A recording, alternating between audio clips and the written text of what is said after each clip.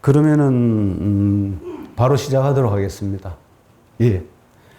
그럼 먼저 주제 1 전만식 박사님 발표 부탁드리겠습니다. 네, 강원연구원의 전만식입니다. 오늘 주제 아마도 대주제가 댐과 지역사회고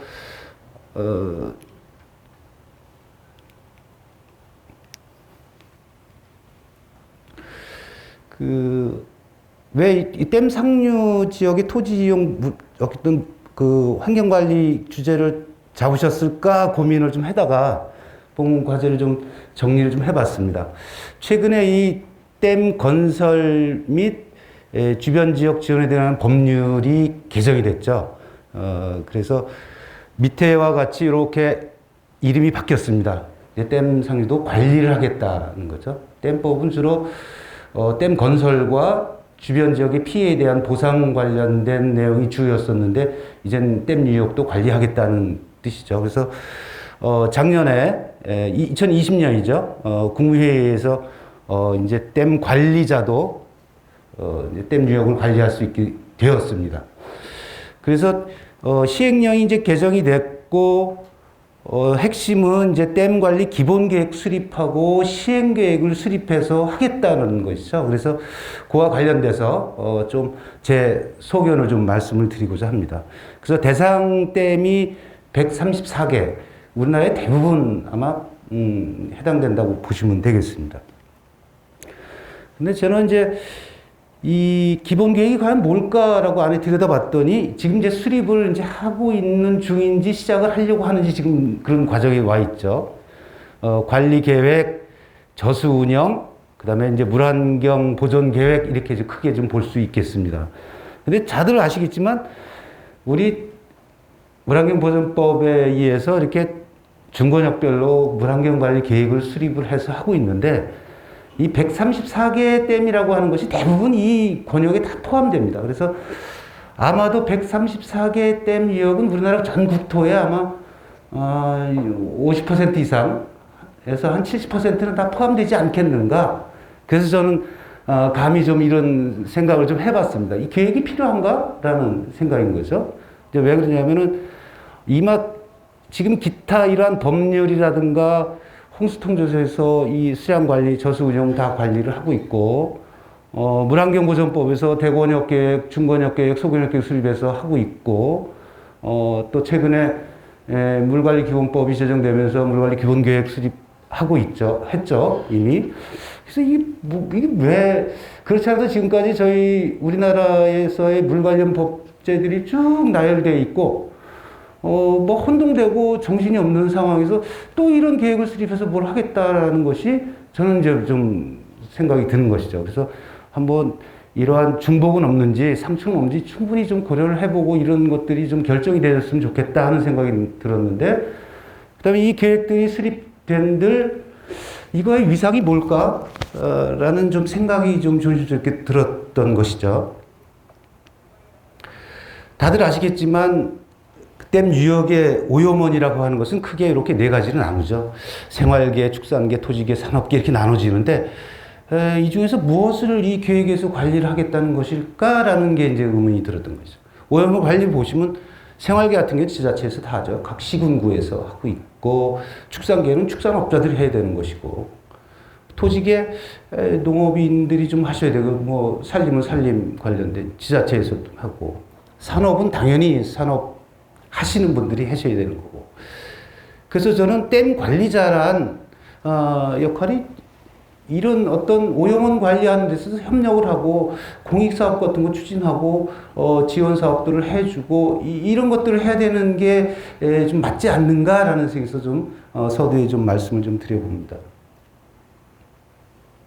어쨌든 댐 상류의 이제 토지 이용 관련돼서 말씀을 드리겠는데, 토지 이용하면 다들 아시겠지만 크게 분류가 농경지, 산림, 대지 이렇게 크게 구분이 되죠. 그래서 저는 오늘 말씀드릴 것은 댐 상류 하면은 아무래도 대지보다는 농경지가 중심이 되니까 그 중심으로 좀 말씀드리겠습니다. 지난 40년간 우리나라의 농경지를 좀 분석을 해봤더니 지금 현재 한 15.6% 국토 면적에 이렇게 되어 있습니다. 좀 보시면 아시겠지만 밑에가 논이고 위에가 이제 밭인데 90년대까지 조금 증가를 하죠. 아시겠지만 저희들 국토 확장 또 간척 사업에서 논이 많이 늘어났습니다. 그 이유는 지속적으로 감소를 지금 하고 있고 상당히 많이 감소했죠. 40년간 논 같은 경우는 40%나 감소를 했다. 밭 같은 경우도 좀 감소를 했다. 우리 강원도도 한번 별도로 분석을 했는데 전국 평균보다는 10% 더 높더라고요.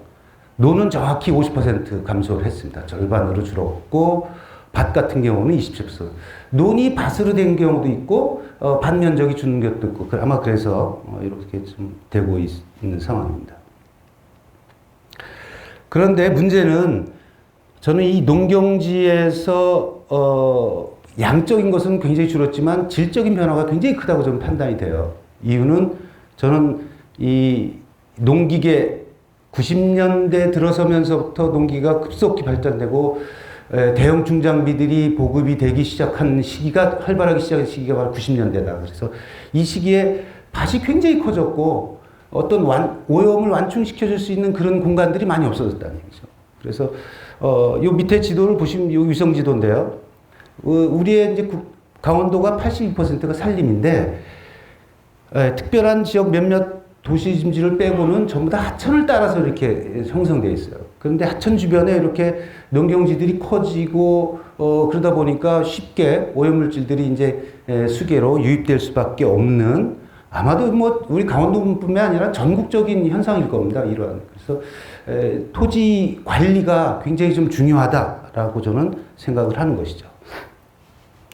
뭐 제가 누차 얘기하는 내용입니다. 강원도 아니면 한강수계의 물관리 핵심은 상류 지역의 이 흙탕물을 어떻게 관리하느냐가 저는 관건이라고 봅니다. 정오염은 이미 우리가 할 만큼 했고 앞으로도 계속 할 것이기 때문에 그래서 특히 이제 소양강댐 오늘 유역을 중심으로 할 텐데 반면적이 3개 지구 얼마 요 조그마한 거 28평방킬로미터밖에 안 되는 면적에 대해서 좀 말씀을 드리도록 하겠습니다. 앞에서 말씀드렸지만 전국적으로 농경지 면적은 줄어드는데 우리 고냉지 농경지는 굉장히 늘어났습니다. 특히 90년대 아까도 말씀드렸지만 대형 중장비 또 이 농기계들이 보급이 되면서 많이 개간들을 했죠. 쉽게 농지를 개간할 수 있는 시기가 됐기 때문에 이렇게 좀 늘어났고요. 역시 이제 대표적인 고냉이 지역인 홍천군 내면 자원리 지역도 역시 이렇게 많이 산림을 개간을 했죠. 다 산림에서 개간되는 거라고 보시면 되겠죠. 근데 그 문제는 면적이 늘어난 것도 중요하지만 밭면적 하나의 크기가 굉장히 커졌어요. 밭대기라고 보통 표현하는데 너무 커졌다. 그 경사진 밭의 면적이 크다 보니까 쉽게 토사 유출이 늘어날 수밖에 없는 상황이죠. 해안면 같은 경우는 1헥타 이상 되는 면적이 뭐 36%가 되나요? 그 정도 밭, 굉장히 큰, 어마어마하게 큰 밭 크기의 밭면적도 3%나 된다. 그죠?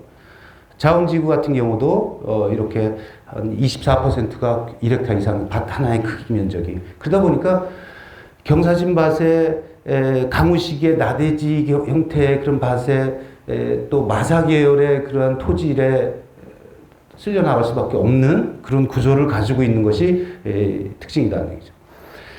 그 다음에 또 하나 저는 좀 다루고 싶은 것이 우리 그 좌장님께서 늘 말씀하시는 거지만 우리 가축 굉장히 많이 늘어났죠. 우리 40년 사이에 육류 소비량이 5배나 늘어났어요, 우리가. 그러면서 가축 소비량이 늘어났는데 그 가축 분열을 다 퇴비화합니다, 거의 90% 이상을. 그것은 어디로 가느냐? 농경지로 간다는 얘기죠. 특히 우리 소양강댐 유역에는 다 마사 계열이기 때문에 이 퇴비를 안 하면 농사가 잘 안 되는 지역이기도 해요. 그래서 단순하게 좀 계산해 봤습니다. 우리 91%가 그래 퇴비화돼서 농경지로 간다? 그랬을 때 어떻게 할까 했더니 헥타르당 1년에 26톤이나 뿌려지더라는 얘기죠. 야, 이건 상당하다. 이게 과연 근데 거기서 토양 유실이 쉽게 일어날 수 있는 구조에서 어떻게 될까라고 있다라는 생각이 드는 거죠. 그럼 이 토양 유실 이것이 물 환경에 어떤 영향을 미칠까? 하천 환경입니다. 저는 많은 도내 이제 하천들을 다니면서 느낀 것이 앞으로의 그 우리 하천 관리는 어떤 뭐 BOD, TP 개념이 아니라 토사 관리가 핵심이다라고 생각이 드는 거죠. 특히 이 토사 문제는 하천의 생태계에서 이 저서성 대형 무척추 동물, 뭐 날도래류, 강도래류 이거 살 수 없는 환경을 만들더라는 얘기죠. 실제로 들춰보면 살 수 없는 환경이고 없어요, 대부분. 이것이 있어야 하천의 생태계가 건강해야 물도 깨끗해지고 하천의 어떤 생태계 건강성도 유지하는데 그렇지 못하다라는 거죠. 그 외에도 여러 가지 이러한 사회적 문제들을 일으킬 수 있는 것이 이 토사 관리 문제다. 특히 도심하천도 역시 마찬가지입니다. 저희들 대표적인 요 앞에 공지천, 여기 만천천이라는 도심하천이 있는데 여기도 다 토사.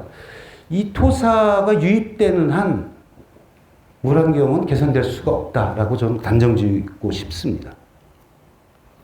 이것이 이제 호수 환경에도 영향을 미치는데, 이것은, 이제 소양호가 중층에 탁수가 들어오죠. 그래서 나 분석을 해봤더니, 이 푸드웹 자체, 이 온대 지역의 호수 생태, 어떤 그 먹이 연세 이것이 구조가 완전히 바뀌어 있는 상황입니다. 기존의 어떤 온대 호수에서의 이 푸드웹 관계는 어떤 기본 틀이 있는데 완전히 다르다. 특히 이제 흙탕물과 함께 유기물들이 굉장히 많이 들어오는데 이 유기물 안에 이제 박테리아가 증식을 하고 박테리아는 원생동물에서 또 그 상위였네 동물 플랑크톤 그다음에 어류까지 가는 이 먹이 연세가 이 중심이 되고 있더라라는 거죠. 그래서 호수 생태계에도 굉장히 영향을 크게 미치고 있다라는 것이 저 개인적인 생각. 특히 이 동물 플랑크톤의 현존량이 강우 이후에 늘어나는 그런 아주 독특한 특징을 보이고 있는 것입니다. 가장 핵심이 되는 내용일 수 있는데 우리 한강수계 물환경 관리 위해서 어마어마한 재원 투자하고 있죠, 1년에. 근데 요 세계지구, 요게 이제 강우사상이라는데, 예를 들어서 7번 비 왔을 때 조사한 거, 몇 번 조사한 거를 쭉 이렇게 이제 해안면, 이렇게 이제 조사를 했는데, 1년에 나오는 우리가 관리 핵심 물질이 TP죠. 이렇게 나오고 있다. 1년에 이렇게 뭐 한 7번, 6번 이렇게 비 오는 때 내려오는 양을 합했더니 세계지구에서 20톤이 넘더라는 얘기죠. 20톤이라는 얘기는 과연 그럼 어느 정도 수준이냐라고 했을 때, 물론 이제 춘천 하수종말 처리장이 고도 처리를 합니다. 깨끗하게 내려보내면 대략 한 0.1 ppm 정도로 내려보내는데, 요게 한 4톤이 좀 안 되죠. 그러면 28평방킬로미터라는 그런 농경지에서, 물론 이제 뭐 살리면서 내려오는 것도 있겠지만, 거기서 나오는 양이 한 5배 돼요, 이것보다도. 그러면 이게 어떻게 계산되냐면, 소양강댐 유역 위에 한 130명 정도 하수처리 방류수 이런 물이 내려오고 있구나라는 이런 단순한 계산이 나온다. 이것을 관리하지 않는 한 저는 안 된다라는 생각이 좀 듭니다. 좀 결론을 좀 말씀드리면, 물론 이제 한강유역 물관리위원회가 저는 굉장히 어떤 역할을 굉장히 좀 하고 재정적인 여력도 있고 막 있을 줄 알았어요. 근데 사실은 그렇지는 못했죠.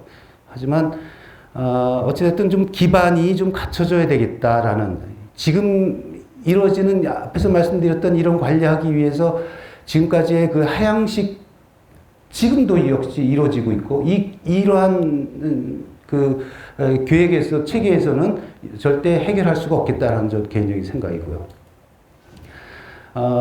하나 좀 말씀드리면, 좀 이러한 체계가 중간 조직이 좀 있어서 그 지역에 방법은 있다. 관리할 수 있는. 그것을 발굴하고, 계획을 수립하면은 그것을 지원해 줄 수 있는 이런 체계가 좀 됐으면 좋겠는데, 그렇지 못한 것이, 저는 앞으로 계속 이제 저희가 가지고 있는 숙제가 아닌가 하는 생각이 좀, 듭니다. 하나의 사례로, 소양강댐 유역의 핵심 관리 지역은 양구군 해안면입니다. 집중된 탐구인데, 하천에 따라 아무것도 없어요. 풀 한 폭이 없는 그런 구조에서 하천변에 식생도 좀 조성하고, 더 이상 이 위에 더 이상 개간 못할 수 있는 그런 구조도 만들고, 지역 주민도 살아갈 수 있는 구조도 만들고 환경 관리도 할 수 있는 친환경 농업을 할 수 있는 구조로 바꾸어야만 되는데 이거를 실시할 수 있는 어떤 조직 체계나 행정 체계 이게 컨트롤 타워가 없다는 얘기죠. 이것을 좀 해야만 지역 주민도 함께 살 수 있는 방향이 돼야만 환경 관리가 진정될 수 있다라고 좀 생각을 합니다. 저는 최소한의 제도적인 어떤 관리도 좀 필요하겠다. 그래서 이 물환경 그 비전원 관리 이렇게 좀 되어 있습니다. 근데 지금 이런 것들이 좀 필요해요. 면적이 너무 크다. 경사도에 완충지도 없다. 이런 것들은 좀 제도 안에 좀 넣었으면 좋겠다라는 것이죠. 그 다음에 이 타 부서에 관련된 법들이 분명히 있는데 이 토속 채취를 할 수 있는 제한될 수 있는 이름인데 한 줄 정도 좀 들어가 줬으면 이 비조모형 관리지역 우리가 어마어마한 재원 들여서 관리하겠다고 하는데 이런 한 구절 좀 들어가서 제도적으로도 좀 관리할 수 있는 방안이 됐으면 좋겠다는 거예요. 그 다음에 농어촌 정비법에도 역시 마찬가지입니다. 산림개간 각 시군에서는 타 지역, 타 소관의 부서기 때문에 제도적으로 막을 수가 없어요. 내가 신청을 해서 개관을 하면 되는 거죠. 근데 물론 최근에 와서 많이 이제 제한되어 있긴 했지만 이러한 것들을 좀 비조모형 관리 지역 안에서는 좀 개관하지 말자. 우리가 아무리 돈 들여서 밑에 그 사업을 환경관리 사업을 했들 이 개관을 하는 한 절대 개선 여지는 없다는 얘기죠. 그다음에 좀 해안면 얘기를 하고 싶은데 해안면에는 지금 86%가 국유지입니다. 전체. 국유지를 임대받아서 농사를 짓는데 거기에 저는 지금 양구사과가 굉장히 유명합니다. 다들 하고 싶어하고 사과밭을 심으면 토양 유실이 안 일어나는 걸 다들 알고 있어요. 그런데 법에 의해서 못 심게 돼 있어요. 이걸 조금 보완해 주면 되지 않겠는가라는 것이죠. 비조모형 관리 지역에서는 과수 한 20년 정도 농사 지으면 농민들도 할 수 있다는 얘기죠. 나무 심고. 그리고 국유지이기 때문에 얼마든지 그 좀 완충시키고 농사를 질 수 있는 기반을 좀 해주면 좋겠다라는 것이죠. 최소한의 이런 것들은 저희들이 좀 제도적으로 기반을 좀 만들어서 해주면 좋겠다. 그 다음에 마지막으로 어마어마한 곳에 이런 차라리 골프장을 지면 어떨까. 근데 뭐 때문에 안 돼? 전부 다 안 됩니다. 근데 이런 것들을 우리가 좀 큰 틀에서 좀 바라보고 접근해 주셨으면 좀 좋겠다는 생각에서 좀 말씀드려봤습니다. 네, 이상 발표 마치도록 하겠습니다.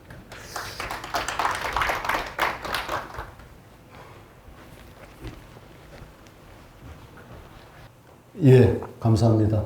제가 강조를 드렸는데 시간을 20분 정확하게 잘 지켜주셔가지고 감사합니다.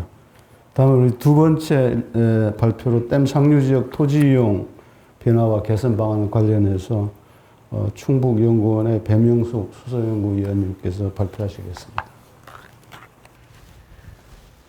네, 반갑습니다. 충북연구원의 배명순입니다.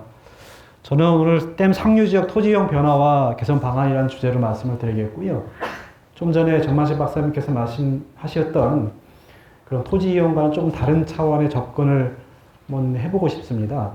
토지 이용이라고 하는 것이 단순하게 논이냐 밭이냐 대지냐 이 차원을 넘어서 토지 이용의 변화 또는 토지 이용의 현상이라고 하는 것은 그 지역 사회가 해당 지역을 어떻게 바라보느냐는 시각적인 문제, 또 그 지역 사회를 어떻게 대하느냐에 대한 태도의 문제로 볼 수도 있겠다. 그래서 댐 상류 지역의 토지 이용 현황이라든지 변화는 그동안 우리 지역 사회가, 우리나라가 댐 상류를 어떻게 대해 왔는지에 대한 지표가 아닐까라는 생각이 들어서 그런 차원에서 어떻게 우리가 대해야 될지 상류를 그 내용을 중심으로 말씀을 드리겠고요. 댐에 대한 현황은 앞서 전 박사님이 말씀하신 내용들도 있고 해서 간략하게 넘어가도록 하겠습니다. 충청북도는 제가 이제 발표드릴 내용은 충북에 관해서 좀 말씀을 드릴 건데 전국에서 두 번째, 세 번째 큰 댐이 있고요. 많은 양의 용수를 공급을 하고 있습니다. 댐이라고 하는 것이 사회적으로 크게 편익적인 측면을 바라볼 때 국가 경제 발전과 용수 공급, 홍수 조절 이 크게 세 가지를 이야기를 하고 있습니다. 그런데 과연 이것이 정말로 경제 발전을 유도하고 있고 홍수 조절과 용수 공급을 잘 하고 있는지에 대한 의문을 제기할 수 있겠고요. 대부분 하류 지역 도시 성장에 절대적으로 기여를 하고 있고 상류 지역에는 그렇지 못하다라고 하는 평가를 받고 있습니다. 이게 이제 2025년도 수도정비 기본계획에 대해서 표시되어 있는 각 지역의 댐들 현황과 용수 공급 계획인데 저희 충북 같은 경우는 충주댐과 대청댐에서 용수를 공급하고 있지만 2025년도 수정비 기본계획이 다 완성됐을 때 충북에 배분되는 양은 그렇게 많지가 않습니다. 현재 43%에서 25년도가 되면 30%로 줄어드는 그런 상황에 있고요. 반면에 그로 인한 피해는 충북 지역, 그러니까 댐 상류 지역에서 고스란히 받고 있는 상황이고 이런 피해에 대해서는 여러 연구와 문헌에서 많은 피해를 발생하고 있다. 그래서 두 댐에서 1년에 4,500억에서 5,300억 정도의 피해를 보고 있다라고 하는 분석도 하고 있습니다. 그래서 댐과 관련된 갈등의 주요 원인을 보면 크게 세 가지로 보고 있습니다. 오늘 말씀드릴 내용도 포함되어 있는데요. 하나는 이 환경 서비스, 상수원을 공급하고 있는 환경 서비스의 공급 지역과 수혜 지역이 완전히 분리가 되어 있다라고 하는 것. 두 번째는 이 환경 서비스를 공급하기 위해서, 하류 지역의 환경 서비스를 공급하기 위해서 토지용 규제가 지나치게 많고 중복되어 있다라고 하는 부분. 그 다음에 이제 환경 서비스를 제공을 했으면 그에 대한 대가를 받아야 되는데 그 대가가 크게 댐 지원 사업, 아까 전 박사님 말씀하신 댐 건설법이죠. 건설법에 의한 사업비와 수계법에 의한 수계기금 크게 두 가지가 있는데 이 서비스에 대한 대가로 지급되는 두 가지가 제대로 잘 전달이 되지 않고 있고 합리적으로 사용되지 않다라고 하는 것이 이제 갈등의 주요 원인, 세 가지 원인이라고 저는 꼽을 수가 있습니다. 대청호의 경우는 우리나라 중부권에 500만 이상의 그 식수원을 공급을 하고 있는데 굉장히 많은 중복 규제가 있습니다. 특히 토지 이용과 관련된 규제들이죠, 대부분. 그래서 앞서 말씀드렸던 그런 갈등을 겪고 있고요. 실제로 그나마 용수를 많이 공급하고 있다라고 하는 충주댐의 경우도 충청북도가 앞으로 2035년도까지 계획된 산업단지를 커버하기에는 굉장히 부족한, 약 30만 톤 이상이 부족한 걸로 분석이 되고 있는 상황이고요. 앞서 말씀드렸던 댐의 여러 가지 기능 중에 용수 공급뿐만 아니라 홍수 조절이 있는데 이미 홍수 조절에는 실패를 했다라고 하는 것이 2017년도 괴산댐, 그 다음에 지진안에 있는 2022년도에 여러 지역에서의 댐에서의 피해, 상류 지역 피해뿐만 아니라 하류 지역 피해도 발생을 했거든요. 근데 이 부분이 댐의 용수 조절의 실패로 보고 있습니다. 그래서 또한 우리 충북의 경우는 충주댐과 대청댐 그리고 괴산댐 세 개의 댐이 있는데 대형 댐이 이 댐 상류 지역이 60%를 차지하고 있습니다. 그래서 이 댐 상류 지역에 있는 지역과 그렇지 않은 하류 지역의 토지 이용이라든지 산업 구조, 경제적인 수준이 굉장히 큰 차이를 보이고 있습니다. 인구도 그래서 이 댐 상류 지역에 있는 지역들은 계속 감소 추세에 있는 상황이고요. 산업 구조를 보면 충청북도는 다른 지역과 다르게 제조업이 굉장히 산업 구조의 그 핵심을 이루고 있는데 이 제조업 분야에서도 댐 하류 지역과 상류 지역이 굉장히 큰 차이를 보이고 있는 상황입니다. 그 다음에 이제 이런 댐 상류 지역의 피해를 보상하기 위해서 댐 건설법과 수계법에 의해서 기금과 지원 사업을 하고 있는데 이러한 부분들에 대해서도 불합리한 부분들이 많다. 예를 들면 충주댐의 경우는 충주댐에서 출연금의 30%로 충주댐으로 돌아가지 못하고 있는 그런 상황이 있다라고 하는 겁니다. 그래서 지역 주민들은 왜 우리 댐에서 출연한 그 기금에 대해서 우리 지역에 쓰지 않고 다른 지역에 더 많이 쓰느냐 이런 부분들이 문제점을 제기를 하고 있는 상황이고요. 수계법에서도 산해형 수거법에 의해서도 수계 기금을 지원하고 있는데 이 금강수계의 경우는 뭐 다른 수계도 마찬가지입니다만 환경기초시설이 약 50% 이상을 차지하고 있고요. 그 다음에 큰 비중을 차지하고 있는 것이 토지 매수입니다. 그리고 주민지원 사업비, 기타 수질 개선 사업비인데 문제는 환경기초시설이라고 하는 것이 수계법이 제정이 돼서 수계기금을 지원한 지금 한 20년이 넘었는데요. 20년이 넘는 동안 많은 역할을 한 것은 사실입니다. 그리고 실제로 상류 지역의 환경기초시설 확대에 큰 기여를 했습니다. 근데 앞으로도 이렇게 할 것이냐, 50% 이상의 기금을 여기에 쓸 것이냐라고 하는 부분은 다시 한번 재고할 시점이 됐다. 이미 상당 부분 환경기초시설이 확대가 되는 상황이고요. 두 번째는 토지 매수입니다.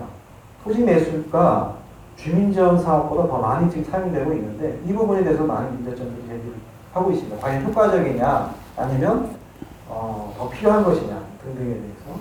한강수계도 마찬가지죠. 한강수계는 지금까지 8조 원이 넘는 그 수계 기금이 지출이 됐는데 여전히 여기에서도 환경기초시설이 약 45% 정도가 차지하고 있고요. 주민지원 사업보다 토지 매수 관련된 게 20%또 더 많습니다. 이런 거에 대한 문제점들에 대해서는 기존에 여러 연구들이 있어서 이 부분을 참고를 해주시면 좋을 것 같고요. 어느 것이 더 수질 개선에 효과적이냐라고 하는 부분에 대해서도 환경기초시설 다음이 이제 주민지원 사업비라고 분석한 결과도 있습니다. 토지 매수가 오히려 주민지원 사업비보다 절반에 그치지 않는다. 수질 개선 효과 부분에 있어서도. 그래서 이러한 한계점과 문제점들을 가지고 있는 상황에서 어떻게 그러면 토지 이용, 토지를 바라보는 시각과 대하는 태도를 바꿔갈 것이냐라고 하는 부분을 제안을 드리자면 기존에는 댐 상류 지역을 무조건적인 그 입지 규제를 해왔습니다. 그래서 아까 전 박사님이 말씀하셨던 여러 가지 대안들을 실현하기에도 어려운 부분에 있는 거죠. 그래서 일방적인 토지에 대한 일방적인 입지 규제를 하다 보니까 상류 지역이 급격하게 낙후가 됐고요. 젊은 사람들을 거의 찾아보기 어려운 상황, 그런 상황이 있고, 대천댐의 경우는 상류 지역에 친환경 농업을 하고자 하는 여러 가지 수요와 의지가 있음에도 불구하고, 실제 대청호 상류 지역, 상수 보호구역 또는 수시구역 특별대책이 있는 지역임에도 불구하고, 친환경 농업을 하는 그 비율이 0.8%도 안 된다고 합니다. 그래서 이런 것들이 단순하게 입지 규제, 토지 이용을 규제하는 것만으로 해결될 수 없다라고 하는 것이 이제 증명이 되고 있는 상황인데 이것을 다른 방향으로 좀 바꿔보자라고 하는 겁니다. 그래서 깨끗한 지역에 관리가 잘 되고 있는 지역에 더 기금을 지원을 확대를 해주는 것이 필요하지 않을까. 그래서 친환경 발전을 위한 규제를 좀 개선해보자, 바꿔보자라고 하는 겁니다. 일방적인 입지 규제에서 우리가 환경보호와 지역경제라고 하는 것을 항상 서로 상반된다고 보고 있는데 그런 시각으로 바라봤을 때는 이게 해결이 안 되는 것 같아요. 해양의 경우, 바다의 경우는 환경을 보존하는 것이 그 지역 주민들의 경제를 더 증식시키는, 경제 발전에 더 이득이 되는 상황입니다. 그러다 보니까 환경 보전에 지역 주민들이 적극 참여를 하고 있지만 댐의 경우는 반대인 거죠. 무조건적으로 입지는 안 돼. 토지 이용을 다시 바꾸는 건 안 돼. 라고 하고 있기 때문에 그것을 환경을 위한 노력이 지역 주민들의 경제 발전과 연계되지 못하는 거예요. 그래서 지역 주민들이 실질적으로 참여하지 못하는 거죠. 앞서 전 박사님이 말씀하셨던 그런 고랭지 지역의 토지 이용 변화가 필요하죠. 그런데 주민들이 이에 참여해야 되거든요. 주민들의 의식이 바뀌고 주민들이 여기서 역할을 해줘야 되는데 그렇지 못한 이유가 이런 상반된 충돌 때문이 아닐까라는 생각이 들고요. 환경 지역에다 경제 발전이 이루어지면서 그 지역의 환경 오염 부하도가 높아지는 건 사실입니다만 이 환경 한계, 환경 용량 범위 내로 갈 것이냐, 위로 갈 것이냐 라고 하는 부분에 있어서는 기술적인 부분보다는 지역과 지역의 어떤 협력, 또 경제와 환경의 또 연계 이런 부분들이 반드시 필요하다고 보고 있고요. 그래서 상류 지역을 바라보는 방식이, 시각이 무조건적인 규제에서, 통제에서 벗어나서 상생으로 가야 된다. 그래서 환경도 보존하고 지역 경제도 활성화될 수 있는 방안을 우리가 찾아야 될 것이다라고 하는 겁니다. 그래서 환경과 지역 경제가 연결되어야 되고요. 친환경 발전 사업들 이런 것들이 지역 주민 주도로 이루어져야 된다라고 생각합니다. 그래서 댐 상류에 어떤 가치를 둘 것이냐라고 하는 부분. 그동안 환경 서비스를 높이는 부분에서만 우리가 지역의 댐 상류를 바라봤다면 이제는 경제 부분도 있어야 되겠고요. 그 지역의 어떤 공동체도 같이 고민을 해야 된다라고 하는 겁니다. 그래서 환경뿐만 아니라 지역의 친환경적인 경제 발전, 그 다음에 그 지역의 물을 중심으로 한 어떤 공동체 문화를 육성시키는 이 세 가지가 골고루 잘 발전이 되고 이러한 시각들이 확장이 될 때 지속 가능한 댐 상류 지역이 될 수 있지 않을까라는 생각이 들고요. 실제로 이제 옥천군에서는 다양한 대청댐 상류에 있는 옥천군에서는 다양한 시도를 하고 있고 이 세 가지 가치를 어떻게 실현할 것이냐라고 하는 계획을 지금 수립하고 있는 상황입니다.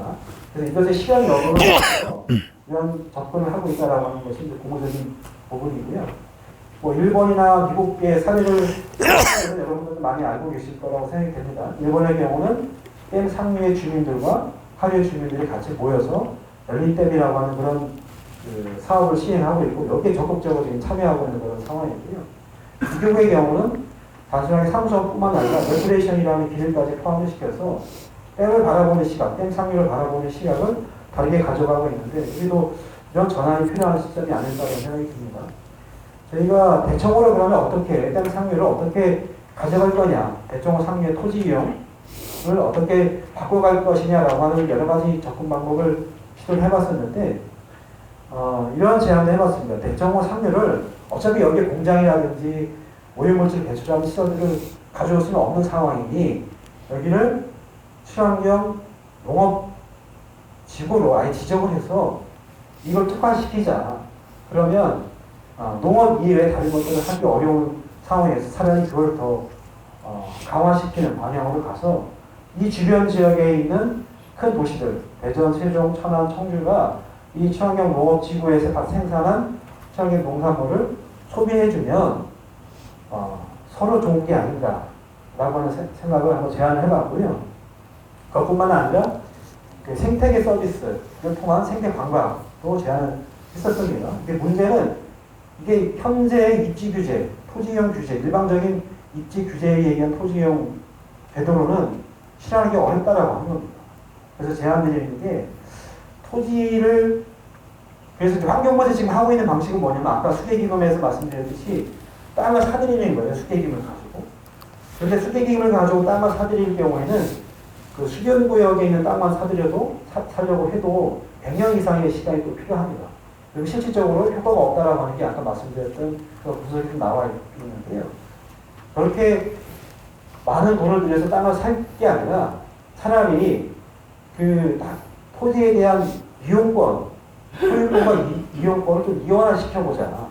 이게 가능할지 안 될지는 모르겠으나 그래서 소유권을 그대로 두고 지역 주변에 두고 그 이용권을 수계기금이든 댐 건설법에 의한 지역 주민 사업비들 이걸로 사들여서 지역 주민들한테 친환경적인 이용을 할 경우에는 이걸 허용을 해주는 거예요.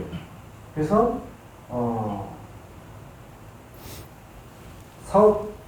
댐 건설법에 의한 출연금을 해당 댐에서 출연한 건 해당 댐에 전부 다 사용할 수 있게끔 하고요. 환경기초 시설도 이미 거의 다 완료가 되어 있기 때문에 이 환경기초 시설 사업비를 수익기금비를 감축을 하고 효과가 없는 토지 매수는 폐지를 하자. 대신에 친환경 토지 이용을 하는 경우, 생태 관광이라든지 친환경 농업 또는 연구시설을 할 경우에는 이것을 전제로 수계기금으로 이 토지의 이용권을 구매를 해서 그 용도로만 사용할 수 있게끔 하자라고 하는 겁니다. 그러면 지역 주민들이 여기에 적극적으로 참여할 수 있는 그런 유인책이 될 수도 있겠죠. 다른 나라의 경우는 뭐 홍콩이라든지 일본의 비와이의 경우는 상수원 지역임에도 여러 가지 시설들이 들어와 있습니다. 뭐 이런 연구시설이 들어와 있고 이 연구시설을 통해서 그 지역에 어떻게 그 수질을 개선하고 지역의 경제 발전을 도모할 것이냐라고 하는 것을 주민들과 같이 연구를 하고 참여를 하고 있어요. 그래서 실질적으로 이런 연구 이 시설을 통해서 비와이의 수질이 굉장히 개선이 되었고요. 독일의 보덴제의 경우는 독일, 오스트리아, 스위스가 접경된 지역인데 이 세 개 나라 서로 나라가 다름에도 불구하고 위원회를 만들어서 보호에 적극적으로 참여를 하고 있는 상황입니다.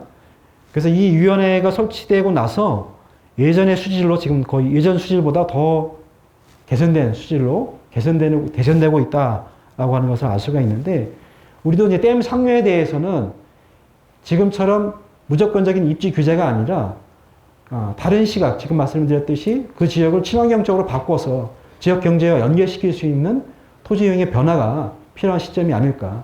아까 그 댐 건설법이 개정이 돼서 그 댐 유역에 대한 계획을, 기본 계획을 수립한다고 하는데, 그런 시각의 전환, 태도의 전환이 좀 필요하지 않을까라는 말씀을 드리면서 발표를 마치겠습니다. 감사합니다. 예, 감사합니다. 두 번째 우리 배명순 박사님도 정확하게 20분 잘 지켜주셔서 감사합니다. 그럼 세 번째로 댐 상류 지역의 토지 관리와 이해 당사자 참여 방안 관련해서 우리 K워터의 유명현 팀장님 발표하겠습니다. 네, 안녕하십니까. K워터 연구원의 유문현입니다. 오늘 이렇게 발표 주제 관련해서 댐 상류 지역의 토지 관리하고 이해 당사자 참여 방안 쪽으로 좀 준비를 해봤는데요. 이거는 이제 저희 그 댐 관리자인 K워터 입장에서, 또는 K워터가 좀 생각하고 앞으로 추진하고자 하는 그런 계획들 중심으로 좀 정리를 해봤고요. 그리고 이제 뭐 다들 아시다시피 뭐 소양강 댐은 괜찮지만은 일부 뭐 영주댐이라든지 보현산 댐이라든지 이제 저희가 관리하고 있는 댐의 상류 지역에서 좀 그 비조모 오염원들 때문에 뭐 뉴스랑 이런 데서 많이 들으셨겠지만 뭐 녹조 발생 이런 것들 때문에 그 댐 상류 지역의 그 친환경 관리 또는 이제 수질 관리 이런 쪽으로 저희가 좀 대책을 세워서 지금 진행하고 있는 상황 몇 가지를 좀 말씀을 드릴까 합니다.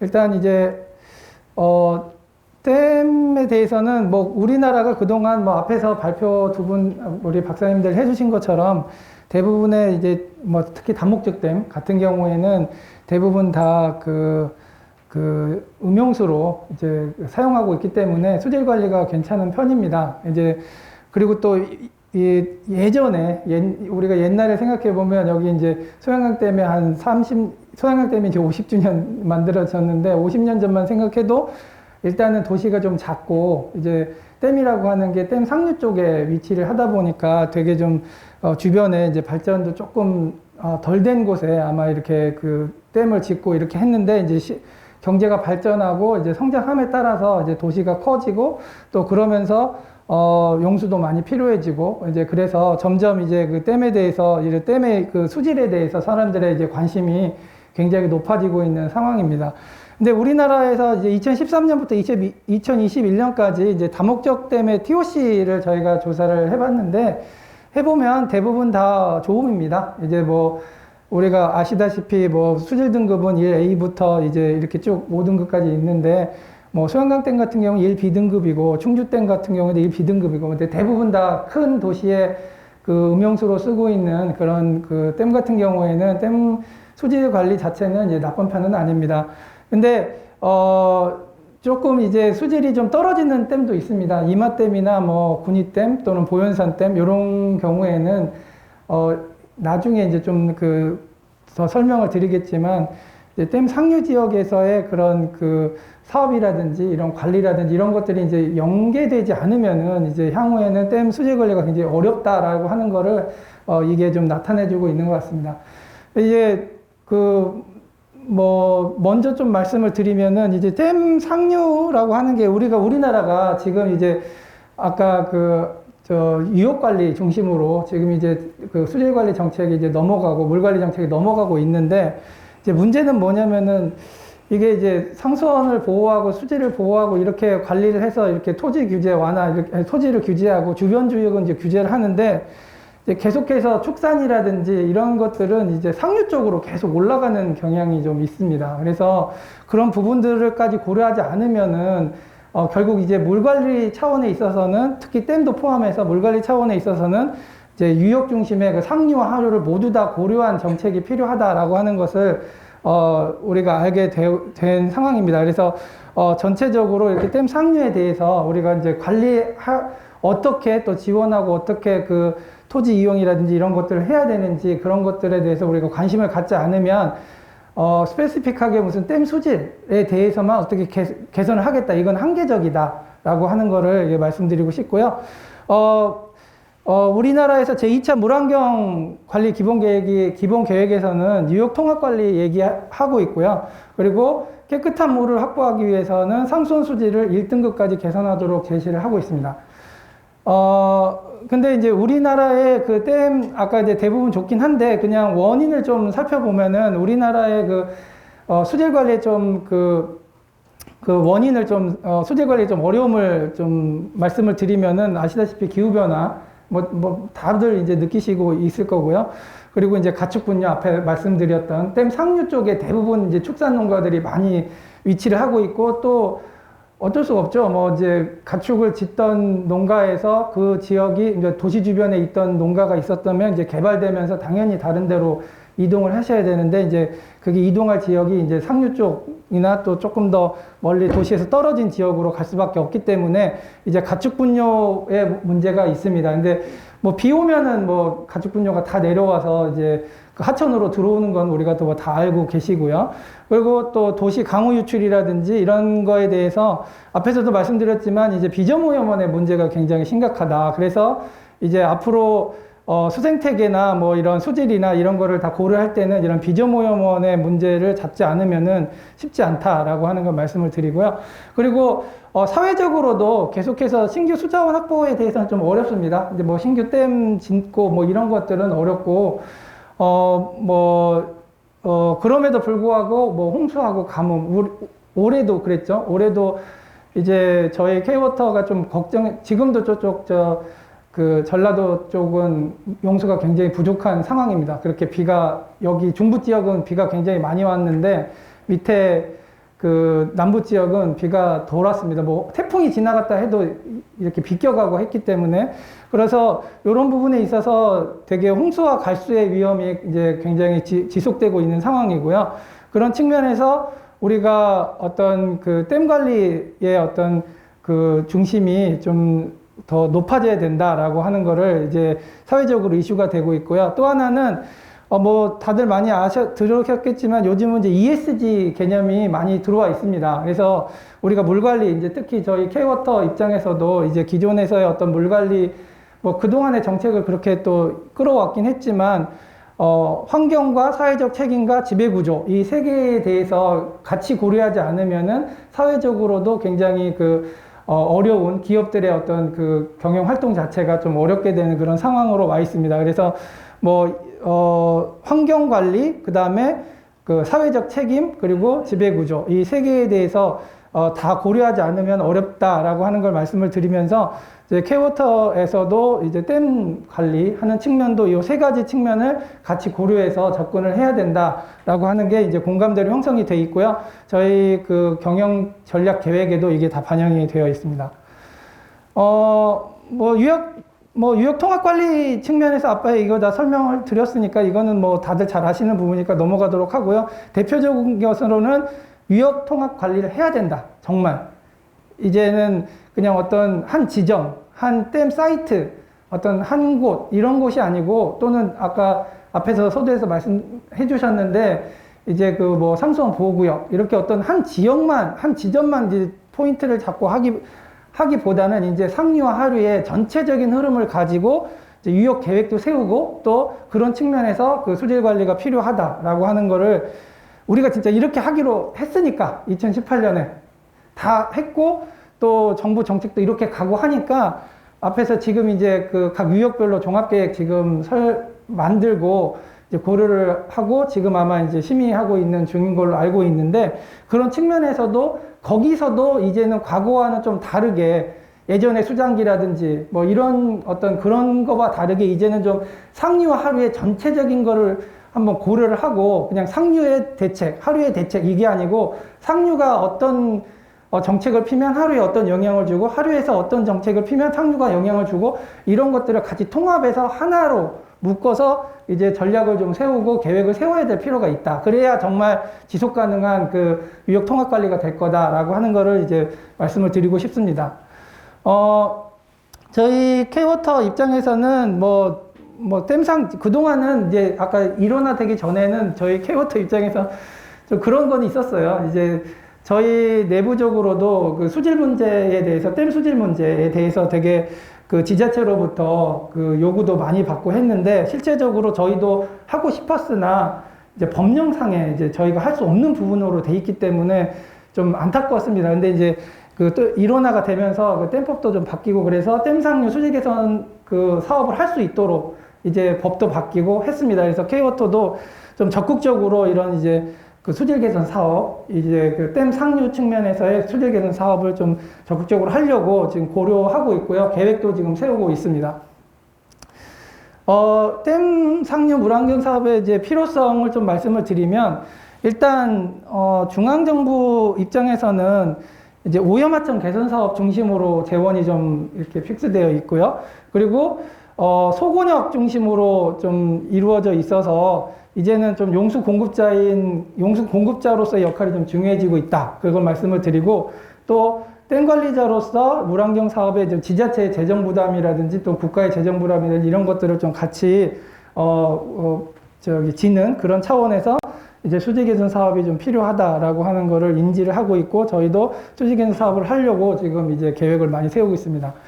뭐 이거는 앞에서 뭐 말씀드려서 뭐 앞에 일부 좀 나오긴 했는데, 저희가 이제 댐 유역의 오염 배출 특성을 좀 보면은, 일단 BOD 같은 경우에는 뭐 대부분 아까 말씀드린 대로 수질이 대부분 좋다고 말씀을 드렸지 않습니까? 근데 뭐 영주댐이나 보현산 댐들은 특별히 좀 그 관리가 좀 필요한 상황이고요. 근데 여기서 보면은 일단 노란색이 뭐 좋다 나쁘다를 좀 떠나서 이제 비중을 좀 보시면, 일단 토지개가 제일 많습니다. 토지개가 제일 많고, 또 그 다음으로 많은 게 이제 축산개입니다. 특히나 이제 요렇게 그 영주댐이나 보현산댐 같은 경우는 이제 축산개, 또 이렇게 사연댐 같은 경우도 축산개가 좀 높아서, 우리가 어떤 수질 관리, 댐 상류의 어떤 그 관리 정책을 한다 할때라도 일괄적으로 이런 정책이 필요하다, 이렇게 일관적으로 가기보다는 이론적으로 각각의 상류 지역의 특성들, 앞에 이제 전만식 박사님도 얘기해 주시고, 이제 또 우리 저 박사님들 얘기해 주셨는데, 각 댐 상류 지역의 특성들을 조금 더 연구를 해서 이쪽에 맞는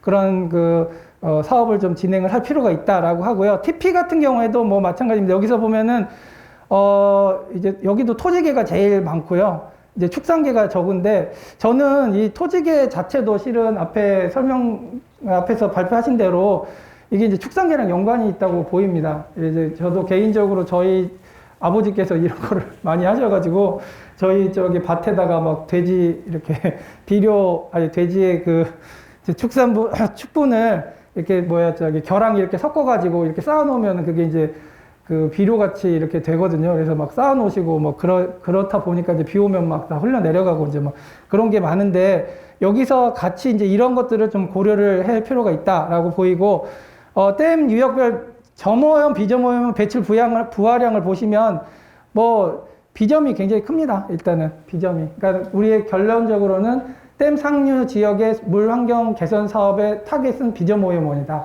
그쪽을 잡아줘야 된다라는 것을 여기서도 이제 볼 수 있는 것 같습니다. 그래서 저희가 이제 댐 상류 물 환경 사업의 추진 방향은 이렇게 잡고 있습니다. 점오염원과 비점오염원을 좀 나눠가지고 잡고 있고요.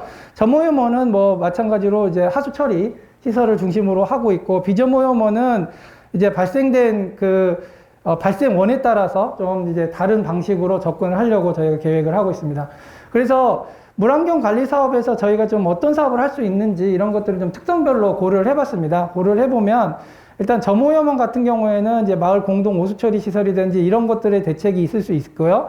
그 다음에 그 사업 적용성도 저희가 좀 이렇게 판단을 해보니까, 이제 각각이 이제 뭐 적용이 가능한 부분들도 있고 좀 불가능한 부분들도 있고 이렇게 분류를 해봤습니다. 근데 이제 제가 발표하는 타겟이 주민 참여 쪽이기 때문에 주민 참여 쪽으로 조금 저희가 포커싱을 해보면은 어떤 특별하게 무슨 뭐 구조물을 세운다던가 뭐 이런 쪽은 이제 큰 틀에서 정부나 지자체가 좀 해줘야 될 부분이고, 이제 주민 참여는 말 그대로 가까이 있는 주민들이 실제 생활하는 그 범위 내에서 할 수 있는 것들을 좀 중심으로 이런 것들을 좀 강화해야 되지 않을까라고 하는 거를 좀 저희가 찾아봤고요.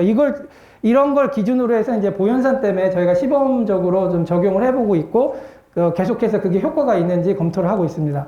그래서 요게 이제 보현산 댐의 아까 그 표를 보시면은 보현산 댐이 좀 그 댐 상류의 그 수질이 좀 안 좋다고 말씀을 드렸는데, 일단 첫 번째로는 저희가 이제 마을 도랑 살리기 사업을 했고요. 이게 19년 초부터 쭉 했고, 그래서 요렇게 조그맣게 있는 마을 도랑들을 이제 주민 교육이라든지 매년 신규 사업 대상지를 적용을 해서 이제 그 도랑에 이제 뭐 쓰레기라든지 뭐 이런 것들을 좀 잘 치우고, 또 여기에 막고 있는 것들을 또 치우고, 또 화상 정화라든지 식재라든지 뭐 이런 것들을 좀 해서 도랑 살리기, 그러니까 오염 퇴적물 같은 것들을 이제 제거를 해서 좀 여기서부터 흘러서 내려오는 걸 좀 막으려고 사업을 하고 있고요. 그 다음에 뭐 이거는 농업 비점을 좀 심층 시비 도입을 통해 가지고 조금 더 확대를 해서 이렇게 비가 오면은 밑으로 쓸려 내려오는 거, 이런 것들을 좀 막아보려고 좀 얘기를 했고, 그다음에 표층 시비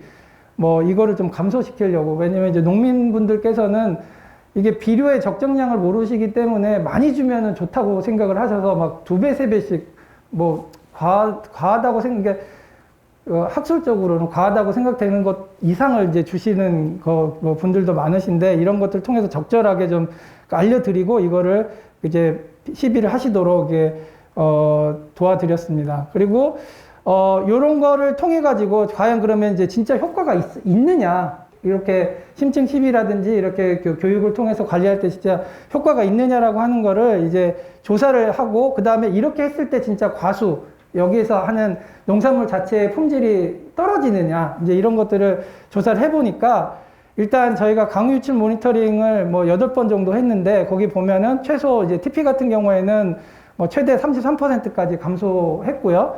그 다음에 발생 부화량도 이제 최대 24%까지 감소한 거를 확인할 수 있었습니다. 대신에 과수 품질도 이제 저희가 이렇게 따서 이렇게 조사를 해보니까, 이렇게 안동대학교에 통해 가지고 조사를 해보니까 그렇게 큰 차이가 없더라. 그러니까는 뭐 비료를 예전보다 좀 적게 준다고 해서 그게 그렇게 막 품질이 떨어져서 주민 소득이 떨어지거나 이제 그렇진 않다라고 하는 거를 실제적인 데이터를 가지고 이제 확인할 수 있었습니다. 그리고 또 하나는 이제 국고를 받아가지고 이런 친환경 농법을 보급하고 오염 저감 사업을 하고 있고요. 주민 역량 강화 교육도 하고 있고 마을 환경 개선도 하고 있습니다.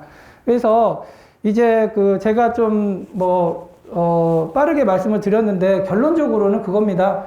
일단은 무역관리 차원에서 정책을 국가적으로 세울 필요가 있다라고 하는 거 아까 서두에 말씀드렸는데, 실제로 이 정책이 이제 효과를 가지려면은 주민들이 참여하지 않으면 어렵다. 이제 근데 이 주민들의 참여는 앞에 발표하신 충북연구원에서 발표하신 박사님 말씀을 이제 큰 틀에서 이렇게 얘기한 건데, 저는 실제로 우리가 큰 틀에서 이렇게 만들어 놔도 주민들의 소득하고 연결이 되거나 주민들의 피해가 발생을 하거나 그렇게 되면은 안 따라온다. 그래서 실제적으로 이런 것들을 좀 마이크로하게 좀 도와드리면서 이렇게 변화했을 때도 큰 문제가 없다. 그리고 이렇게 변화했을 때도 이제 소득에 영향을, 이제 소득과의 관계를 좀 잘 설명을 해서 이렇게 해야 이 효과가 발생을 할 것이고, 여기서부터 이제 수질 관리의 시작이다라고 하는 걸 말씀을 드리고, 이제 앞에 외국 사례 잠깐 말씀드렸는데, 저도 이제 이 삼성 보호구역이라든지 댐 상하류 연구를 하다 보니까 독일 같은 경우에는 다이렉트로 이제 상류와 하류의 지자체들 간에 연계를 해서, 실은 이제 보조금은 아니고 이렇게 계약을 해가지고, 만약에 친환경 농법을 해서 수질이 계속되면은 하루에서, 우리는 무령 부담금으로 총괄적으로 하지만은 거기서는 이제 마을 대 마을로 이렇게 되게 계약을 해가지고 그런 쪽으로 계속해서 친환경 농법으로 변화되도록 그런 정책도 발의를 하고 있거든요. 그리고 자체가 굉장히 높습니다. 비용, 이제 거래하는 자체 비용, 돈의 단가가. 그런 것처럼 우리도 이런 쪽으로 좀 정책도 한번 개발해 볼 필요가 있지 않나, 그런 생각을 가지고 있습니다. 그리고 계속해서 K-워터도 이제는 수질 관리 쪽에 이제 관심을 가지고 계속해서 계획도 세우고 사업도 좀 진행을 하려고 계획을 하고 있습니다. 그래서 이제 지자체들과 또는 주변 지역들과의 그런 니즈를 잘 반영해서 앞으로 잘 발굴해서 진행을 할 수 있도록 노력하겠습니다. 네, 감사합니다.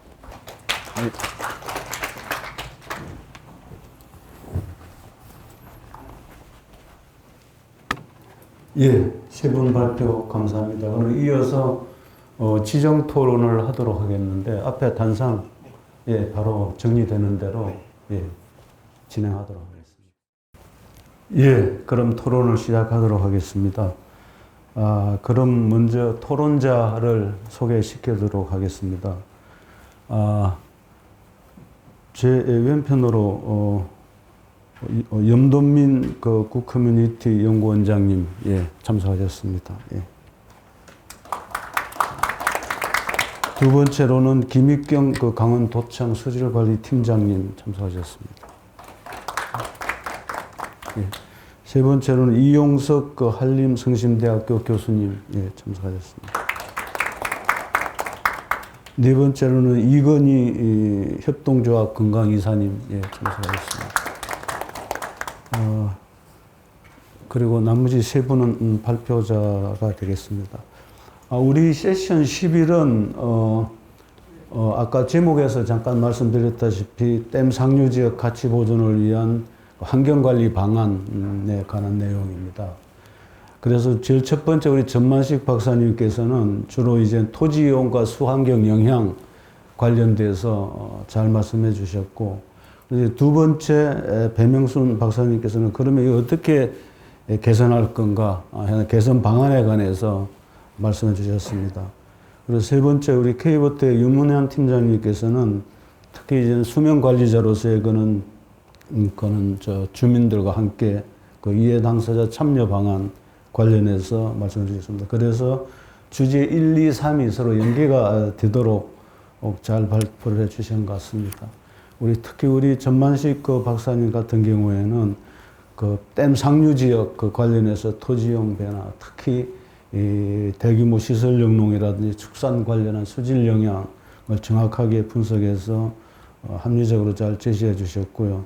그리고 두 번째 우리 배명순 박사님께서는 그 개선 방안으로서 입지 규제보다는 우리 친환경 관리 지원이라든지 그리고 환경 보존과 지역 그 경제에 관한 상생, 연계 이런 쪽으로도 중요성을 말씀하셨고, 특히 이제 댐 상하류 지역 관련해서 그 공동가치 발굴, 우리는 필요성도 말씀해 주셨습니다. 세 번째 유문영 팀장님께서는 우리 K워터에서 이제 수면 관리자로서의 상당히 중요한 롤을 하고 있지만 앞으로는 유역 관리 측면에서도 토지 관리라는 이런 쪽 관련해서 사업을 할 때 주민 참여라든지 이런 쪽으로 하고 실제적으로 보현산 댐 시범 사업 관련해서도 상세하게 구체적으로 제시를 하였습니다. 그럼 제가 소개시켜드린 순서대로 토론을 하도록 하겠습니다. 그럼 먼저 우리 그 염돈민 원장님부터 예. 네, 감사합니다. 세 분 발표를 보고 많은 걸 배웠습니다. 특히 이제 유역 관리 계획을 관리 주체, 댐 관리 주체가 세운다는 부분, 이런 부분이 앞으로 상당히 중요한 이슈가 될 것 같은데, 그런 부분에 대해서도 상당히 우리가 같이 고민해 봐야 될 여러 가지 내용들이 있지 않나 이런 생각을 하면서 간단하게 제가 말씀을 드려볼까 합니다. 자연 호소하고 인공댐하고는 근본적으로 다르죠. 그러니까 자연 호소는 이제 일본의 비와코 예도 아까 들었습니다만은 자연 호소는 호소가 먼저 생기고 그 주변 지역에 사람들이 정착을 하면서 자연스럽게 이제 상생이 이루어지는 이런 이제 구조를 이제 갖는다 그러면, 인공댐은 사람들이 살고 있는데 갑자기 댐이 들어온 겁니다. 그러니까 거기에 따른 이제 주민들하고의 갈등이라는 것은 처음부터 내재돼 있을 수밖에 없는 그런 부분이죠. 그러다 보니까 이제 댐과 주민 사이에는 관리 주체는 보상을 해줘야 되는 가해자가 되고, 주민들의 경우는 보상을 받아야 되는 어떤 피해자가 되는, 이제 그런 식으로 해서 갈등 관계가 지금까지 되어 왔다라고 볼 수 있습니다. 그런데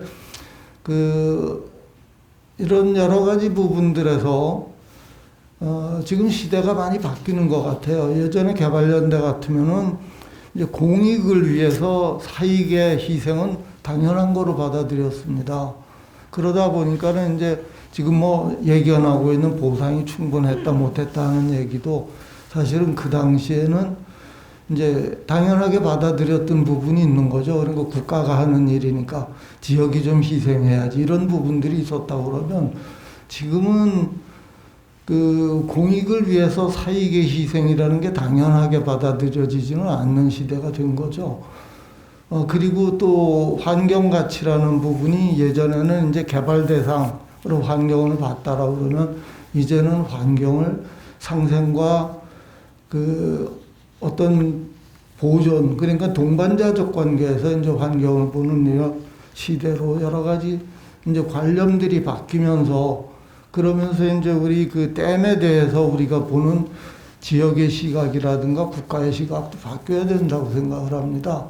그러니까 댐을 지역 입장에서 보면은 그 우리의 삶을 파괴한 어떤 그 침입자적 이런 관점이 아니라 우리의 소중한 그 물자원을 좀 더 가치 있고 소중하게 만들어주는 이러한 동반자적인 관계에서 사실은 이 관리 주체를 봐야 된다라고 봅니다.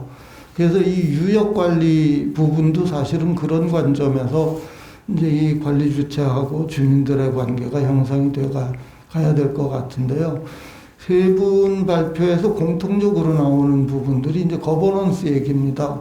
그러니까 어떻게 하면은 이제 그 수자원공사에서도 주민 참여 문제를 상당히 중요하게 생각을 하고 있고 홈페이지에 들어가서 보면은 그 ESG 경영에 대한 부분을 상당히 중요한 내용으로 이렇게 이제 제시하고 있는데 저는 이 그 유역 관리라든가 앞으로의 이 댐에 대한 그 관념의 변화 쪽에서 본다고 그러면은 이 ESG와 거버넌스 부분이 상당히 핵심이라고 생각을 해요. 그러니까 아까 그 K-워터 쪽에서의 발표를 보면 이제 주민 참여 쪽에서 교육이라든가 여러 가지 내용들이 이제 기존의 사례들이 나와 있습니다만은 근본적으로 그 주민들이 교육의 대상이 되는 객체가 아니라 그 사람들을 사실 지역을 그 댐을 보호하는 주체로서 끌어안아야 된다라고 생각을 해요. 그러니까 단순히 그 어떤 교육을 받는다든가 지원을 받는 대상이 아니라 그 사람들이 함께 그 이 물을 관리하고 그리고 소중하게 가치를 보존해 나가야 되는 이제 주체로 인식하게 만드는 게 상당히 중요하다고 생각을 합니다. 그런 차원에서 이 거버넌스라는 부분이 수자원공사에서 여러 그 경영 원칙 중에 하나로 다뤄지는 게 아니라 이게 근본적인 그 원리로 그 수자원공사의 경영 그 기본 원리가 돼야 된다고 생각을 해요.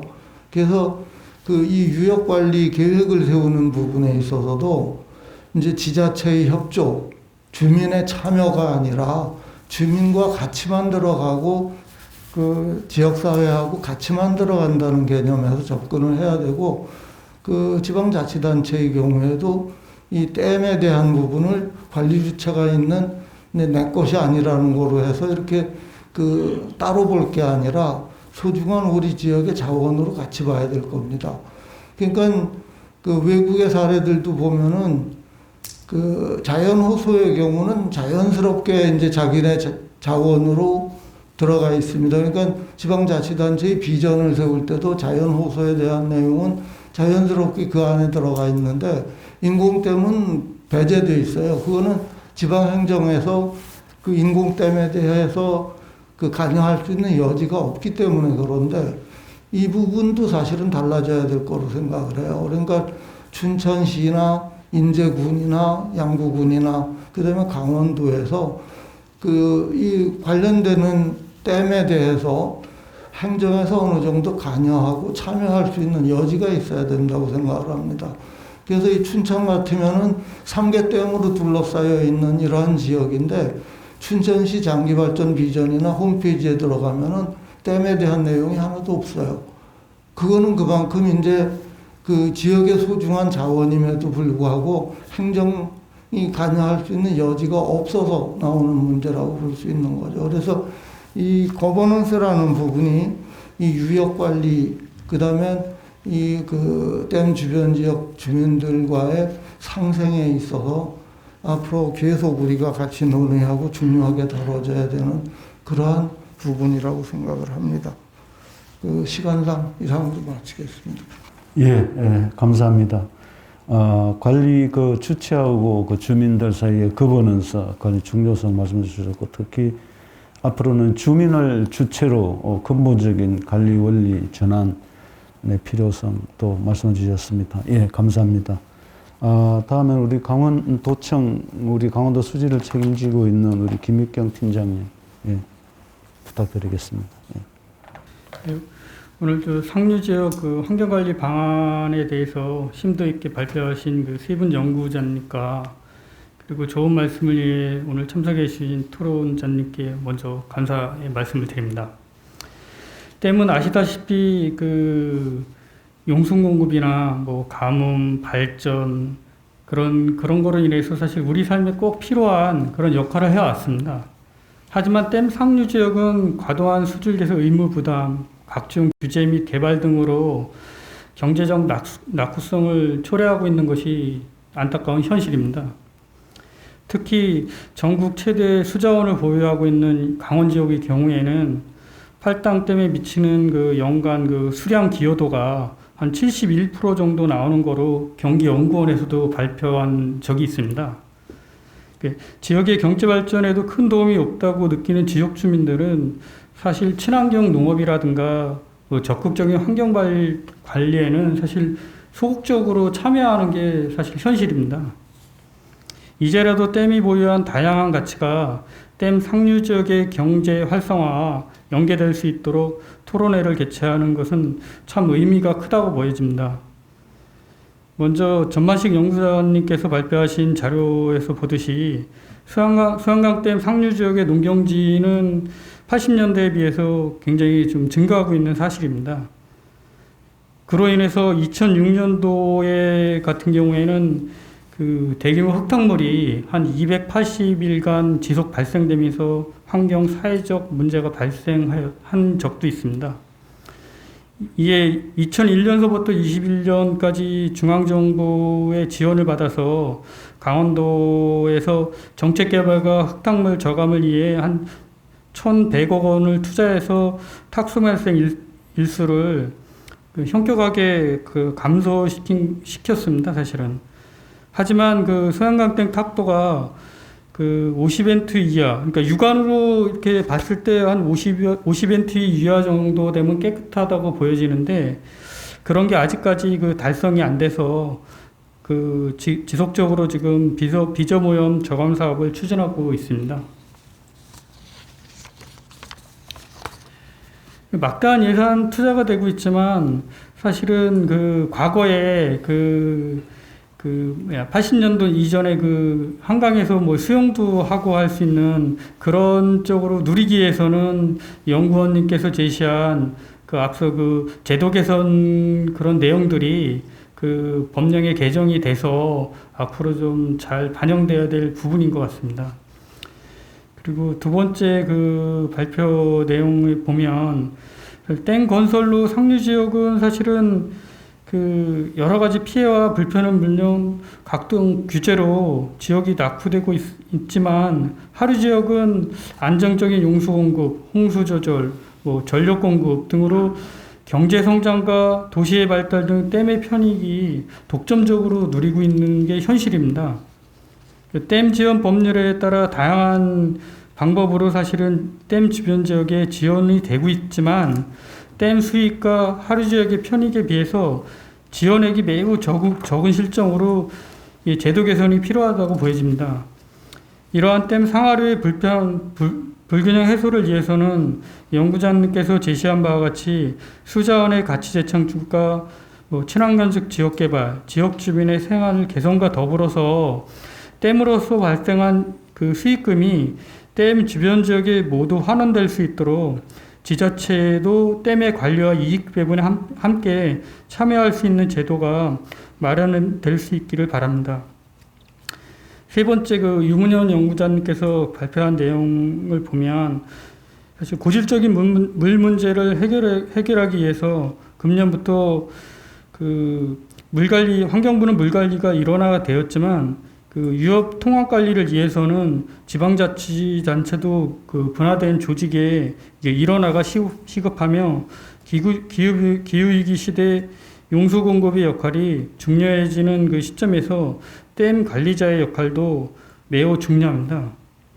또한 댐 상류는 주로 토지계의 비즈오염으로부터 그 오염원이 이루어지고 있다고 앞서 연구자님께서도 발표했지만 그 비즈오염 저감 대책을 집중적으로 추진하기 위해서는 그 주민의 참여 없이는 수질 개선 한계가 있는 건 사실입니다.